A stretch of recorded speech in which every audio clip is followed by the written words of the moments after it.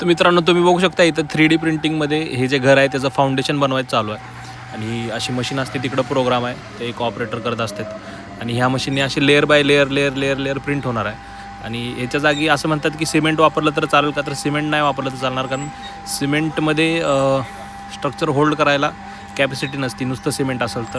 आणि त्याच्यात तुम्हाला काहीतरी ॲड करायला पाहिजे आणि ते ॲड जे आहे किंवा त्याचं जे ॲडिशन आहे ती एक IP टेक्नॉलॉजी आहे किंवा एक प्रोप्रायटरी टेक्नॉलॉजी आहे किंवा एक सिक्रेट टेक्नॉलॉजी आहे किंवा सिक्रेट रेसिपी आहे, जेणेकरून हे फर्म राहतं असं स्ट्रक्चर. आणि हे स्ट्रक्चर स्टँड राहतं आणि नॉर्मल हाऊसप्रमाणे ते उभं राहू शकतं. आता हे जे मिक्सचर आहे ते प्रोप्रायटरी असल्या कारणाने त्याची जी फॉर्म्युला आहे किंवा त्याचा जो इन्ग्रेडियंट आहे तो आपण म्हणजे आपल्याला माहीतच नाही आणि कंपनी पण ती डिस्क्लोज करत नाही. तर एकच कंपनी आहे इंडियामध्ये जी ही टेक्नॉलॉजी किंवा ह्याच्यावर काम करते.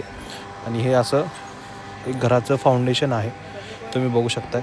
तर या फाउंडेशनमध्ये आता सुरुवातीला डिस्टन्स जास्त आहे, हे एक दीड फुटाचं डिस्टन्स आहे, 1.5-2 फुटाचं. आणि हे नंतर कमी होणार आहे. आता ह्या फाउंडेशनमध्ये ते भर घालणार आणि जो बेस आहे तो अजून स्ट्रॉंग करून घेणार आणि त्याच्यानंतर मग याच्यावरती एक लेअर येणार किंवा एक बेस कंप्लीट झाल्यासारखं, पाया भरून झाल्यासारखं, मग त्याचं डिस्टन्स कमी होणार. म्हणजे आता हे जे ब्रॉड आहे त्यानंतर हळूहळू छोटं डिस्टन्सनी प्रिंट होणार, जसं आपण स्विमिंग पूलमध्ये बघितलं होतं.